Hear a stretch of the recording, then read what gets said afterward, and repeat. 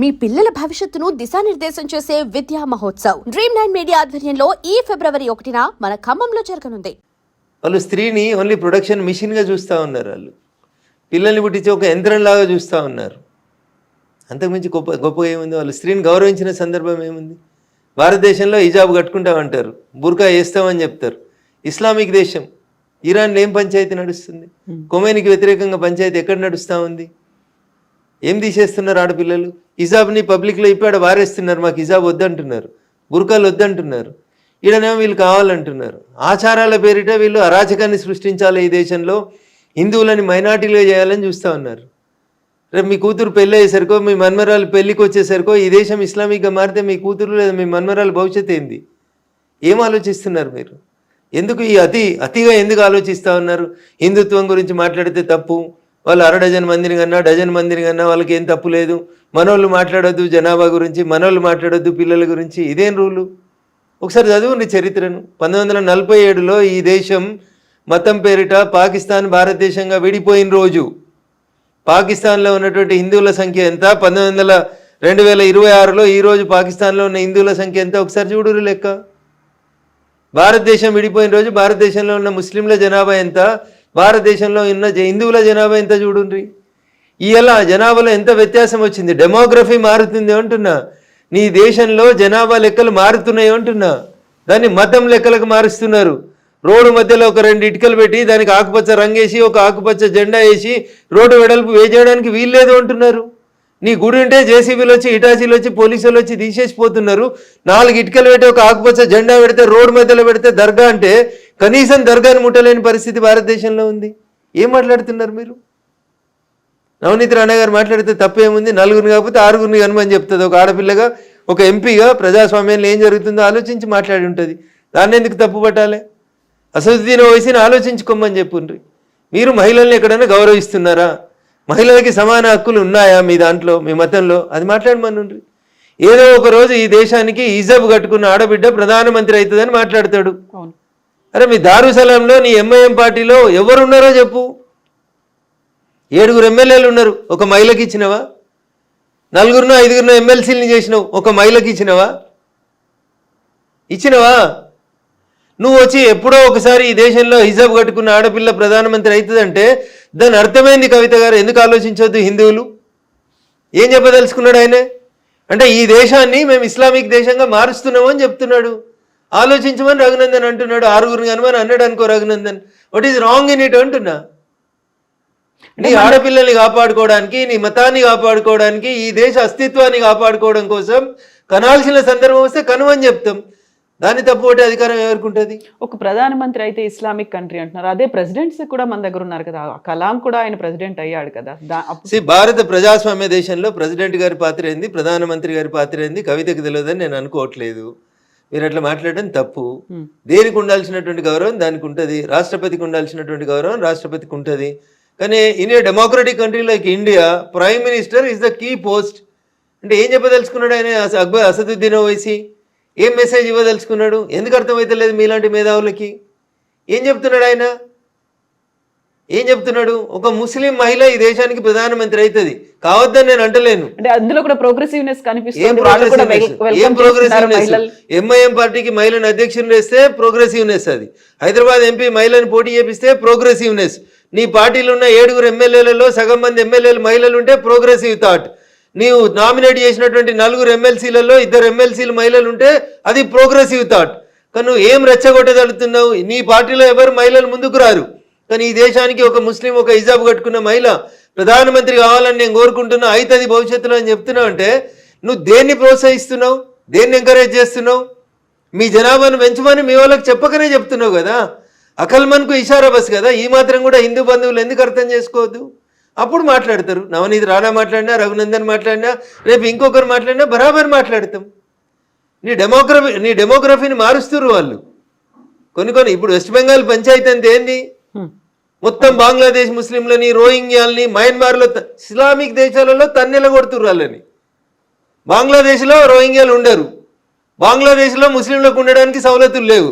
వాళ్ళకి సవలతులు ఏడున్నాయి? భారతదేశంలో ఉన్నాయి. వెస్ట్ బెంగాల్కి వచ్చి ఆ మమతా బెనర్జీ గారు ఆధార్ కార్డు ఇస్తారు, అది తీసుకొని వచ్చి హైదరాబాద్లో పనిచేస్తారు. హైదరాబాద్లో రోహింగ్యాల కాలనీ వస్తుంది. కాంగ్రెస్ ముఖ్యమంత్రి వీఆర్ సెక్యులర్ అంటాడు. కాంగ్రెస్ ముఖ్యమంత్రి జూబ్లీ హిల్స్ ఎలక్షన్స్ అప్పుడు ఒక అడుగు ముందుకేసి కాంగ్రెస్ అంటే ముస్లిమ్స్, ముస్లిమ్స్ అంటే కాంగ్రెస్ అంటాడు. కరెక్ట్ చెప్పిండు రేవంత్ రెడ్డి గారు, ప్రత్యక్షంగా చెప్పినా పరోక్షంగా చెప్పినా. ఇందిరమ్మ భర్త ఫిరోజ్ గాంధీ గారు వాళ్ళకంటే ముందు మాదంతా ముస్లిం మతం, మేమంతా అదే జాతీయులం, మా నాయకులంతా ముస్లింలే అని చెప్పకనే చెప్పిండు. అర్థం కావాల్సింది హిందువులకి, ఆలోచించాల్సింది హిందూ సమాజం. 70% నువ్వు తగ్గి 20% వాళ్ళు వస్తేనే ఇన్ని అరాచకాలు జరుగుతున్నాయి ఈ దేశంలో. బీహార్లో కిషన్ గంజ్లో ల్యాండ్ మాఫియా ఇచ్చి హిందూ భార్యాభర్తల్ని కోసేసి భూములు ఆక్రమించుకొని పోతున్నారు. ఇవేవి మన మీడియా కనబడాయి, ఏవి మాట్లాడితే సెక్యులరిజం, మాట్లాడితే మత సామరస్యం, బొంద సామరస్యం. రేపు బొంద పెడతానికి జాగలు కూడా ఉండేవి మీకు. ఉంటే గింటే మా తరం మా తర్వాత తరానికి ఏమైనా ఉంటుండొచ్చు. ఇప్పుడు కూడా హిందువులు కోలుకోకపోతే, మేలుకోకపోతే, వాళ్ళ అరాచకాలు ఇట్లే కంటిన్యూ చేయనిస్తే ఇంకా మనం హిందువులు మైనార్టీలు అయితే ఈ దేశంలో ఈ దేశ చరిత్ర కష్టమవుతుంది, ప్రపంచంలో హిందుత్వానికి కష్టం వస్తుంది. కాబట్టి కొందరు మాట్లాడుతున్నారు, దాన్ని పాజిటివ్ అర్థం చేసుకోండి. నెగిటివ్ ఎందుకు తీసుకుంటారు? బరాబర్ మాట్లాడతారు, తప్పకుండా మాట్లాడతారు. మాట్లాడాల్సిన సందర్భం వచ్చినప్పుడు మాట్లాడతారు. నా మతాన్ని మాట్లాడుకోవాలన్న రోజు, నా మతాన్ని కాపాడుకోవాలనుకున్న రోజు బరాబర్ అందరం మాట్లాడతారు. కాకపోతే బీజేపీ అనగానే హిందూ మతం గురించి, కాంగ్రెస్ అంటే ముస్లిం అన్నట్టుగా అదే ముస్లింలకు అన్యాయం చేసినామా? మేము ఎక్కడన్నా సిలిండర్లు ఇచ్చేటప్పుడు మీరు ముస్లిం కాబట్టి మీకు సిలిండర్ ఇవ్వద్దని చెప్పినామా? మేము ఎక్కడన్నా రోడ్ వేసేటప్పుడు ఇదంతా ముస్లిం బస్సు ఇక్కడ రోడ్ వేయకమని చెప్పినామా? ఏం మాట్లాడతారు కవిత గారు? మైన్సాల చూడు ఏం జరుగుతుందో. ఎంఐఎం మేయర్ అయితే హిందువుల ఇళ్ళ దిక్కు రోడ్ వేయ అంటాడు, నల్లా నీళ్ళు ఇయ్య అంటాడు. ఒకసారి చూడు ఏం జరుగుతుందో. బైన్సాకు ఇంటర్వ్యూ చేయండి, ఒకసారి తెలుస్తుంది. సకినాల మీద ఏం చేసిరో చూడు, హిందువుల మీద దాడులు ఎట్లా జరిగినాయో చూడు బైన్సాలో. ఇవేవి పనికిరావు మనకి. వాటి గురించి రఘునందన్ ఎందుకు మాట్లాడతాడంటాడు వాడు బైన్సాకి వెళ్ళి. ఎవరు మాట్లాడాలి? రఘునందన్ మాట్లాడకపోతే నువ్వు మాట్లాడు. బైన్సాలు ఉన్న హిందువులు మాట్లాడుండ్రి. బైన్సా పీస్ఫుల్గా ఉందా చెప్పుండ్రి. బైన్సాలో హిందువులు ముస్లింల సంఖ్య సమానమైనప్పుడు హిందువుల పట్ల ముస్లింల వ్యవహారం ఎట్లుందో అడుగుండ్రు ఒకసారి. ఇవెందుకు అడిగారు? ఇవెందుకు ఆలోచించారు? ఒక్కసారి ఎవరో ఒకరు మాట్లాడగానే దాన్ని భూతద్దంలో పెట్టి ఎందుకు చూస్తుంది మీడియా? బరాబర్ మాట్లాడతాం. నా మతానికి కష్టం వచ్చినప్పుడు, నా మతం మీద దాడి జరుగుతున్నప్పుడు, ఈ మతం ఉనికికే ప్రమాదం వచ్చినప్పుడు మాట్లాడకపోతే ఇంకెప్పుడు మాట్లాడతారు? ఇంత మాట్లాడుతున్నటువంటి ఆర్ఎస్ఎస్ చీఫ్ మోహన్ భాగవత్ ఆయన పెళ్లి చేసుకోలేదు, ఆయనకు పిల్లలు లేరు, బట్ వాళ్ళే ఎందుకు మాట్లాడుతున్నారు? ఇప్పుడు మీకు బాధ్యత లేదు, మీరు బాధ్యతగా వివరించారు. బాధ్యతగా ఉండాల్సిన మీడియా బాధ్యత తీసుకోదు. వారు ఈ దేశం కోసం తన జీవితాన్ని అంకితం చేసి దేశం కోసం పనిచేస్తూ ఏది మంచి ఏది చెడు అని చెప్తున్నారు. హిందుత్వాన్ని కాపాడకపోతే ఏం నష్టం జరుగుతుందో చెప్తున్నారు. దానికి పెళ్ళే కావాల్సిన అవసరం ఏముంది? 4 పెళ్లిళ్ళు చేసుకున్నటువంటి అసదుద్దీనో 5 పెళ్లిళ్ళు చేసుకున్నటువంటి ఇంకొక ఆయన్నో వాళ్ళ మతం గురించి మాట్లాడతలేరా? ఆడ తప్పెందుకో కనబడతలేదు మీకు. మరి వీడు ఏకపత్ని వ్రతుడు కాదు, వీడు ఇట్లా సిద్ధాంతాలు వల్లిస్తాడని చెప్పిరా? మీరు పెళ్లి చేసుకోకపోవడం నేరమా? దేశం కోసం జీవితాన్ని అంకితం చేయడం నేరమా? అట్లాంటి వాళ్ళు అంకితం చేసిరు కాబట్టి మీలాంటి వాళ్ళు కళ్ళు తెరుచుకోవాలని కోరుకుంటున్నాం కదా. కాకపోతే వాళ్ళు మాట్లాడుతున్నారు, వాళ్ళకి లేరు, వాళ్ళు పెళ్లి చేసుకోలేదు కదా, ఇంకొకరిని ఎవరినో కనమని చెప్పే బదులు వాళ్ళ ఇంట్లో వాళ్ళు చూసుకోవచ్చు కదా అనే ఒక మాట ఉంటుంది కదా. తప్పేముంటుంది దాంట్లో అంటున్నా. వాళ్ళు 100% ఈ దేశ హితం కోరుతూ మాట్లాడుతున్నారు. వాళ్ళు హిందూ సమాజ హితం కోరి మాట్లాడుతూ ఉన్నారు. దాంట్లో వారికి స్వార్థం ఎక్కడుంది? రఘునందన్ రావు వారికి ఒక కుటుంబం ఉండి, వారికి ఒక కొడుకునో ప్రధానమంత్రినో ముఖ్యమంత్రిని చేయాలనే స్వార్థం ఉండి మాట్లాడితే దాన్ని తప్పు పట్టాలి. అరే నేను పుట్టింది ఈ దేశం కోసం, నేను చచ్చేది ఈ దేశం కోసం అని అన్నీ వదిలేసి సర్వసంగ పరిత్యాగులై 24/7 ఈ దేశం కోసం, హిందుత్వం కోసం ఆలోచించే మోహన్ భగవత్ గారులను పట్టుకొని మీరు పెళ్ళి ఎందుకు చేసుకోలేదు, మీరు మాకు ఎందుకు బోధిస్తున్నారు అని అడిగితే నన్ను అడుగుమంటే ఇంకో మాట్లాడుతా. అన్నం తింటురా గడ్డి తింటురా అని కూడా అడుగుతాను నేను. వారు ఏం చెప్తున్నారు? వారి కోసం పనిచేయమని అడుగుతుండ్రా? జెండా కోసం పనిచేయమని అడుగుతుర్రా? దేనికోసం పనిచేయమని అడుగుతున్నారు? ఎవరి కోసం పనిచేయమని అడుగుతుండ్రు? ధర్మాన్ని రక్షించమని చెప్పురు. ఆ ధర్మం ప్రపంచానికి అవసరం అని చెప్తున్నారు. దాంట్లో తప్పేం కనబడింది మీకు? మీకు కూడా ఒకరే. సో నేను తెలియక చేసిన పొరపాటు, అది సరిదిద్దుకోవడానికి అవకాశం వచ్చింది కాబట్టి నా కూతురికి చెప్పిన, 3 గాను 4 గాను బిడ్డ. ఇప్పుడు 2 ఆడపిల్లలు, ఆ తర్వాత ఇంకిద్దరినైనా కానీ తల్లి అని చెప్పినాను. నష్టమేం లేదు అని చెప్పినాను. What is wrong in it? నేను పొరపాటు చేసినాను, నాకు తెలియక చేసినాను, నేను సరిదిద్దుకుంటున్నాను. That's great. Yeah, what is she saying? ఏమంటున్నారు మీ అమ్మాయి? ఓకే అన్నది, దాని తప్పేముంది, చేస్తా డాడీ అన్నది. Okay, that's great. Best wishes to her. Thank you. So ఇప్పుడు మనం కొంచెం ఈ హిందువుల దగ్గర నుంచి పక్కకు వచ్చేస్తే, గాదే ఎన్ఐఏ అరెస్ట్ చేసిన తర్వాత వచ్చినటువంటి రాజ్యం పెట్టినటువంటి కష్టంలో భాగంగా ఇప్పుడు ఆయనకి బెయిల్ రావట్లేదు. ఒక అనాథలకి ఆయన అమ్మా నాన్నగా ఉండి సేవలు చేస్తున్నారు. ఇప్పుడు రీసెంట్గా వాళ్ళ మదర్ కూడా చనిపోయారు నిన్న సాయంత్రం. సో ఆయన రిలీజ్ చేస్తారా చెయ్యరా? రాజ్యమే చంపింది వాళ్ళ అమ్మని అనేటువంటి కామెంట్స్. ఎక్కువ ఫ్రీడమ్ ఆఫ్ స్పీచ్ ఇస్తే ఎక్కువ మాట్లాడనిస్తే ఇవే మాట్లాడతారు. ఓకేనా తల్లి? ఇంతకంటే ఎక్కువ దాని గురించి నేను మాట్లాడాల్సింది ఏం లేదు. సోషల్ మీడియాలో వచ్చింది, నేను మిమ్మల్ని అడుగుతున్నాను. పోలీసు వాళ్ళని చంపిన రోజు రాజ్యం లేదా? ఎవడిచ్చింది నీకు అధికారం? ఏ డెమోక్రసీ ఇచ్చింది? పోలీసు వాళ్ళని చంపే అధికారం నీకెక్కడిది? నువ్వు మంచిగా ఉండాలి కానీ నీ పక్కింటోడు తుపాకీ పట్టుకొని పోవాలనే ఉద్బోధన నువ్వెట్లా చేస్తావు? మోహన్ భాగవత్ గారు అది చేస్తలేరు కదా. ఆయనే దేశం కోసమే పనిచేస్తుండు, మనల్ని దేశం కోసమే పనిచేయమని అడుగుతున్నారు. వీళ్ళేం చేస్తారు? వీళ్ళు సమాజంలో పెద్ద మనుషులం, పేరున్న మన పేరు తెచ్చుకోవాలి, వీళ్ళు మాత్రం పక్కింటోళ్ళ పిల్లని జడగొట్టి తుపాకీ పట్టుకోమని జడగొట్టాలి. ఇదా మీరు చెప్పేది? దానికి రాజ్యమో హింస చేసిందా? ఏ రాజ్యం గురించి మాట్లాడుతురు? ఏ రాజ్యాంగం గురించి మాట్లాడుతురు? అంబేద్కర్ గారు రాసిన రాజ్యాంగం మిమ్మల్ని తుపాకీ పట్టుకోమనేదా? అంబేద్కర్ గారు రాసిన రాజ్యాంగం ప్రజల చేత ఎన్నుకోబడినటువంటి ప్రభుత్వాన్ని కూలదోయమని చెప్పిందా? అది ప్రజాస్వామ్యం కాదా? మీరు అంబేద్కర్ గారి కంటే ఎక్కువ ఆలోచిస్తారా? మీకు అంత తెలుసా డెమోక్రసీ? మీరు అంత చదివిరా భారత రాజ్యాంగాన్ని? ఏది పడితే అది మాట్లాడడం ఫ్యాషన్ అయిపోయింది రిపోర్టర్ మిత్రులందరికీ. ఏం చెప్పింది? రాజ్యం హింస చేసిందా? ఇప్పుడు నేను మిమ్మల్ని కత్తిపెట్టి పొడుస్తుంటే మీరు నన్ను పొడవరా? కత్తిపెట్టి పొడుస్తుంటే సంపేరే నిల్చుంటారా? ఏం మరి నేనైతే నిల్చు. బట్ పవర్ ని మిస్యూజ్ చేస్తున్నారు అనే మాట మీకేం తెలుసు పవర్ గురించి? వాళ్ళ జైలుకు పోతున్నటువంటి పెద్ద మనుషుల్ని ఏం పని చేయమని చెప్పింది సమాజం, ఏం పని చేయమని చెప్పింది రాజ్యాంగం, వాళ్ళు ఏం చేస్తారో మీకు ఏం తెలుసు? ఏం తెలుసు అంటున్నా? ఏం తెలుసు అని మాట్లాడుతున్నారు మీరు? ఎవరి గురించి తెలుసు మీకు? చనిపోయిన ప్రొఫెసర్ గురించి తెలుసా? బతుకున్న ఇన్నయ్య గారి గురించి తెలుసా? ఎవరి గురించి తెలుసు మీకు? ఏం తెలుసు మీకు? ఏం తెలుసు చెప్పుర్రి? వాళ్ళు ఏం పని చేసిరో చెప్పుర్రి. ఏం తెలియకుండా ఏదో మీదికి చూసుకొని వచ్చి మాట్లాడితే ఎట్లా? ఒకసారి డీప్గా పోయి చూడుండ్రి. వాళ్ళు పుట్టింది ఎక్కడ, పెరిగింది ఎక్కడ, వాళ్ళు ఏం చేసిరు, వాళ్ళ జీవితకాలంలో ఏం జరిగింది ఒకసారి గమనించుండ్రి. ఏం తెలుసు అని మాట్లాడతారు? భారత రాజ్యాంగాన్ని గౌరవించిన వాళ్ళని రాజ్యాంగం ఎట్లా గౌరవిస్తుంది? భారత రాజ్యాంగం మీద విశ్వాసం లేదు, ప్రజల చేత ఎన్నుకోబడిన ప్రభుత్వం మీద విశ్వాసం లేదు, మేము ప్రభుత్వాన్ని కూలదోస్తాం, ప్రభుత్వం మీద తుపాకులు పట్టుకొని యుద్ధం చేస్తాం అంటే ఏం చేయాలి ప్రభుత్వం? ఏం చేయాలి ప్రభుత్వం? ఏం చెప్పారు అంబేద్కర్ గారు? 5 ఏళ్ళకు ఒకసారి ఓటు వేయమన్నారు. మీ ఓటుకి ఎంత విలువ ఉందో నా ఓటుకు అంతే విలువ ఉంది అన్నారు. ధనవంతుని ఓటుకు అంతే విలువ ఇచ్చిర్రు, బలహీనుని ఓటుకు అంతే విలువ ఇచ్చిర్రు, ఆడబిడ్డల ఓటుకు అంతే విలువ ఇచ్చిర్రు, మగవాళ్ళ బిడ్డ ఓటుకు అంతే ఇచ్చిర్రు. ఆ డెమోక్రటిక్ వేలో ఎన్నుకోబడినటువంటి భారత ప్రభుత్వాన్ని ఎవరో 4 లేదా 40 మంది లేదా 4000 మంది తుపాకులు కట్టుకొని కూలగొడతాం, కాల్చేస్తాం, పడగొడతాం, అమాయకులందరినీ చంపేస్తామంటే చూస్తూ కూర్చోవడానికి రాజ్యం ఎట్లంటారు? రాజ్యం డ్యూటీ చేయాల్సిందే కదా. భారత రాజ్యాంగం ఏం చెప్తుంది? ప్రజల చేత ప్రజల కొరకు ప్రజలే ఎన్నుకున్నటువంటి ప్రభుత్వం ప్రజల్ని కాల్చేస్తుంటే ఏం చేయాలి? కాల్చేస్తుంటే చూస్తూ కూర్చోవాలా? ఏంది రాజ్యం బాధ్యత? ఏంది? మీకు ప్రొటెక్షన్ ఇచ్చుడు కాదా? మిమ్మల్ని ఇట్లా మాట్లాడిస్తుంది అంటే ప్రభుత్వమే కదా మీకు రక్షణ ఇస్తుంది కాదా? భారత ప్రజాస్వామ్యానికి వ్యతిరేకంగా మాట్లాడుతున్న వాళ్ళని, హింసని ప్రేరేపిస్తున్న వాళ్ళని, నేను మంచిగా ఉండాలి కానీ పక్కింటోడు తుపాకీ పట్టుకోవాలని కోరుకునేటోళ్ళని ఖచ్చితంగా రాజ్యం శిక్షిస్తుంది. సో ఇప్పుడు అందులో మీరున్నా ఎవరున్నా ఎల్లయ్యున్నా మల్లయ్యున్నా శిక్షించబడతాడు. జనజీవన స్రవంతిలోకి వచ్చారు. ఆ తర్వాత 100కు పైగా పిల్లలకి ఆయన ఒక ఆశ్రమం కట్టించి చేస్తున్నారు. ఒక సేవలు చేస్తున్నటువంటి ఒక పర్సన్ని తీసుకెళ్ళిపోయారు. So I don't want to comment anything more than this. Okay, మీకేం తెలియదు కాబట్టి మీరు అట్లా మాట్లాడుతున్నారు. మాకు తెలుసు కాబట్టి మేము మాట్లాడదు కాబట్టి మాట్లాడతలేం. ప్రభుత్వం తన పని తాను చేసుకోబోతుంది. ప్రస్తుతం వారి కేసు కోర్టు ముందు ఉంది. నేను ఇంతకంటే ఎక్కువ మాట్లాడలేదు. సో ఫోన్ ట్యాపింగ్ కేసు కూడా ఇప్పుడు మళ్ళీ కేసు సుప్రీంకోర్టు దగ్గరే ఉంది. ఆయనకు బెయిల్ ఇవ్వాలా వద్దా అనేది ఇప్పుడు ప్రభాకర్ రావు సిఐబి మాజీ చీఫ్ ఆయన దగ్గర ఏమవుతుంది అనుకుంటున్నారు ఈ కేసుల్లో? జడ్జి గారు ఏం చెప్తే జరుగుతుంది.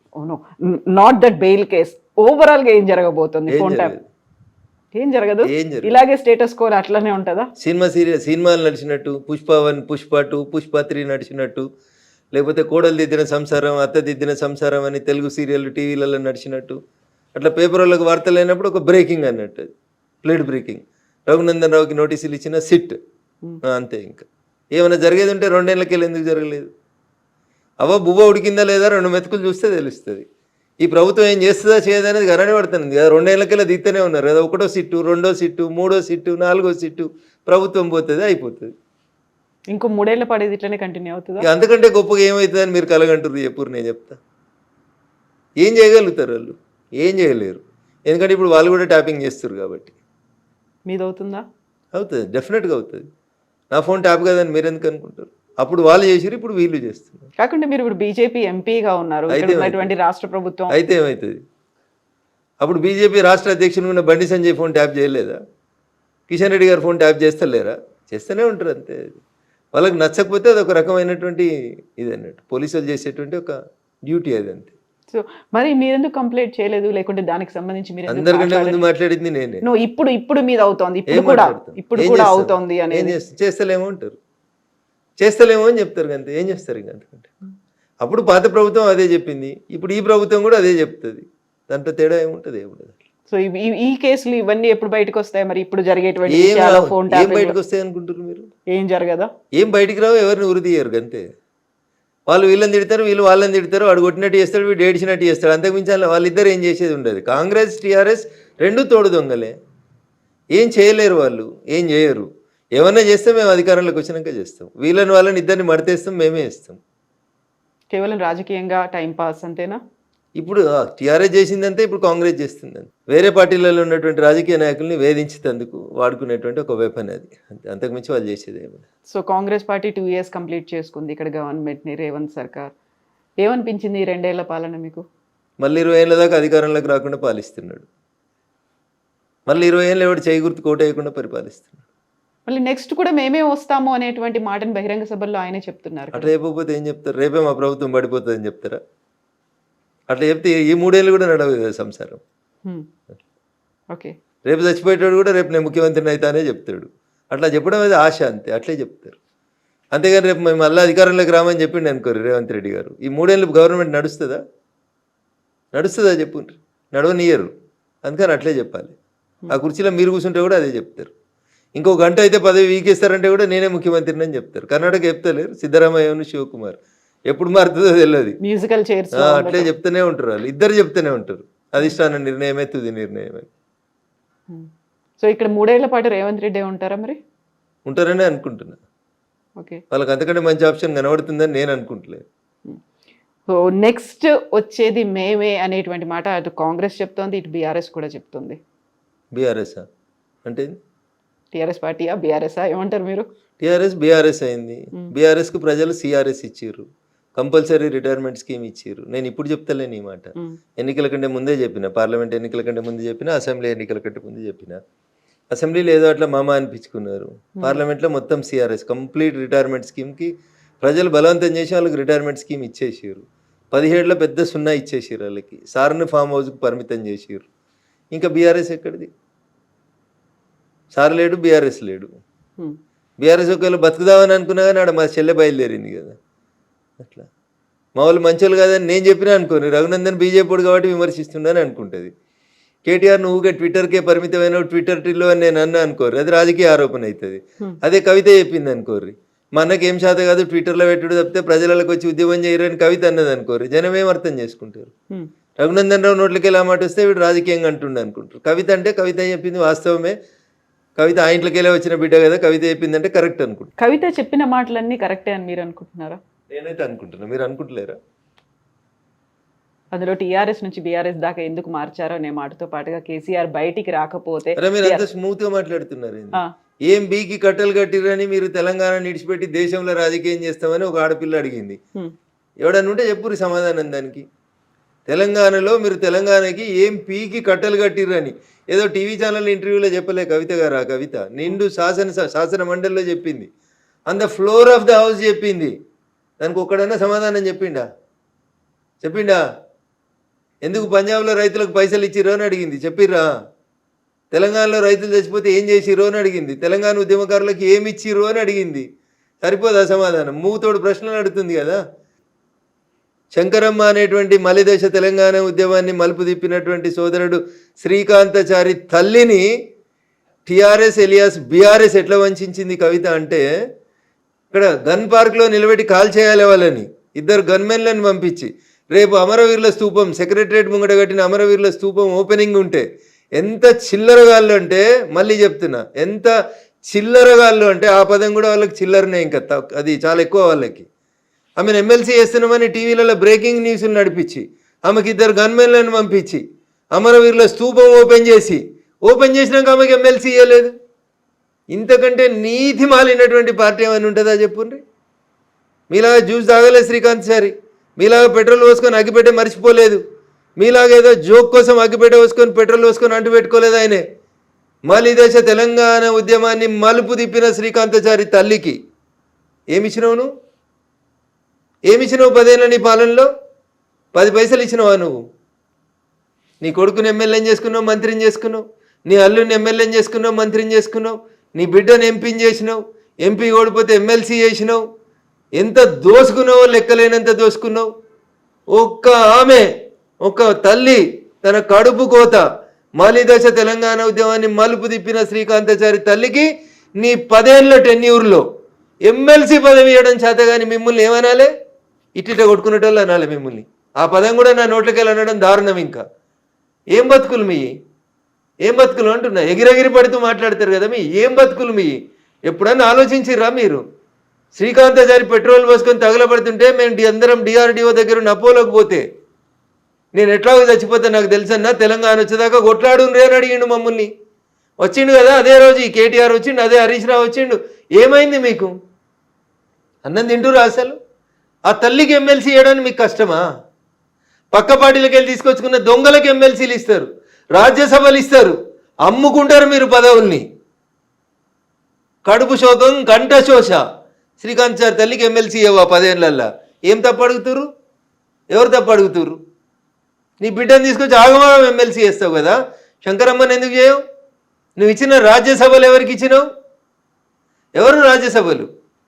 నీకు పైసలు ఇచ్చేటోళ్ళు, నీకు దోషి పెట్టేటోళ్ళు, నీకు కంపెనీలు ఇచ్చేటోళ్ళు, గీళ్ళకి నువ్వు రాజ్యసభలు ఇస్తావు. ఎందుకు శంకరమ్మకి ఎందుకు వెళ్ళా రాజ్యసభ? ఏం తక్కువ చేసింది మలిదేశ తెలంగాణ ఉద్యమానికి శంకరమ్మ? సో ఇప్పుడు మీరు ఒక మాట ఈ మధ్య కాలంలో అన్నారు, ఘర్ వాపసి, బీజేపీని వదిలి కాంగ్రెస్ లోకి వెళ్ళిన వాళ్ళు మళ్ళీ తిరిగి వస్తున్నారు, వచ్చే ఆలోచన నేను వస్తున్నారు అని చెప్పలే, వచ్చిర్రు అని చెప్పలేదు, రావాలని కోరుకుంటున్నా అని చెప్పిన.